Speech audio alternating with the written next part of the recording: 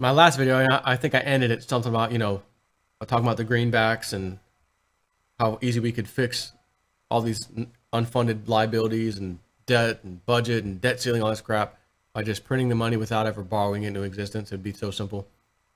But I said, no, the club must have their debt slaves. So we can't have that. Speaking of that, Wolf Richter, credit card debt slaves moved to the top of Fed's bank worries. Now, the Fed's worried about the credit card debt slaves. I bet the Fed is super worried. I bet they really mean it sincerely. Since they helped them get into the debt servitude, I'm sure they really care. Projected losses at the top 34 banks in a severely adverse scenario. The comforting news in the results from the Federal Reserve's annual stress test is that the largest 34 bank holding companies would all survive a recession. Right, the stress test just came out. Great. Based on this glorious accomplishment, the clamoring has already started for regulators to allow these banks to pay bigger dividends and to blow more money on share buybacks, and for these regulators to slash regulation on these banks and make their life easier and riskier in general. We don't want these banks to survive a recession. Is too good a condition, apparently.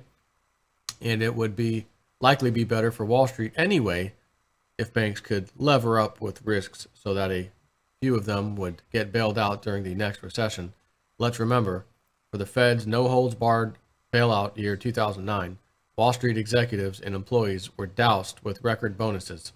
The Fed's bailouts were good for them, and it has been good for them ever since.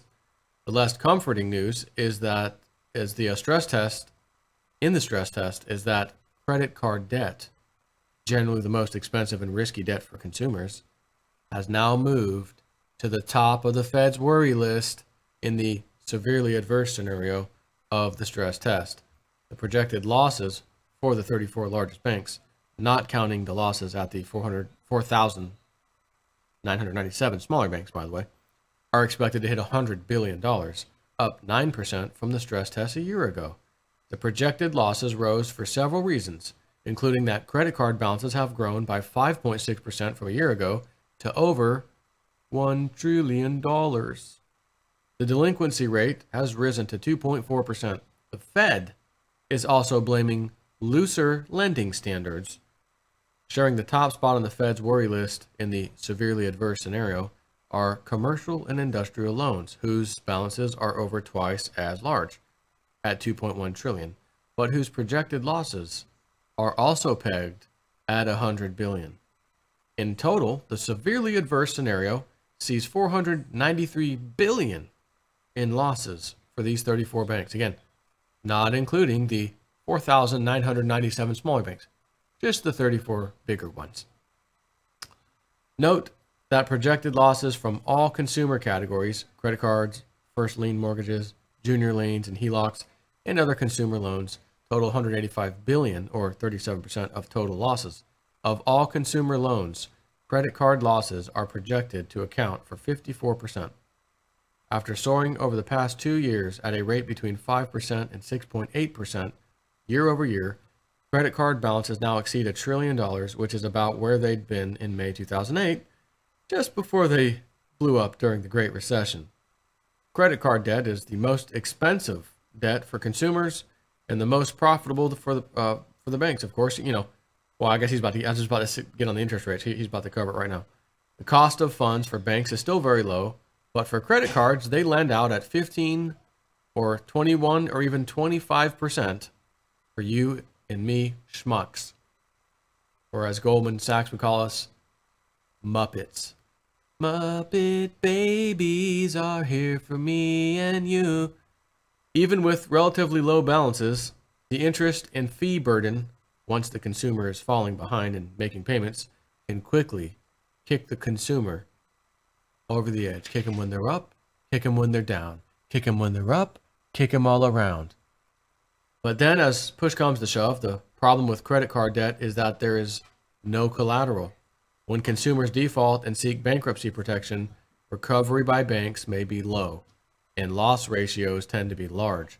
So these things are risky for banks. Credit card delinquencies started ticking up a year ago. and have reached 2.4% in Q1 2017. This is still low by historical standards, but these are the best of times, and the unemployment rate is low, right? Concern is that tapped out consumers who are already struggling with this debt when the unemployment rate is low will be pushed over the cliff when that severely adverse scenario kicks in with job losses. Then, credit card defaults and losses for banks will once again skyrocket. For some banks, the risks are much higher because they issue credit cards to riskier customers. Some are already experiencing higher delinquency and net loss rates. In the severely adverse scenario, Capital, that's mine. JSNIP has one of those. What's in your wallet, JSNIP? Capital One came in with $21.7 billion in projected losses, up 20% from 2016. I'm sorry, up how much? 20% from 2016. In real life, the company disclosed in its Q1 earnings report that it increased its provision for bad debts by 30% year over year to $1.9 billion, that the 30-day plus delinquency rate rose to 2.9%, and that net charge-offs jumped 28% to $1.5 billion. Its rate of net charge-offs to total loans rose to 2.5%. Most of these delinquencies and losses occurred in its credit card and auto loan businesses. And these are the best of times, they say, right? JP Morgan, my favorite bank to crap on if I have an opportunity. JP Morgan Chase came in with $15.7 billion in projected losses. Folks, that is that's an enormous amount of money. Up 13% from just last year. And Discover Card, or Discover Financial, with $8.7 billion in losses, is up 14%. Meanwhile, unemployment has dropped to 4.3% from 4.4%. I'm so sure.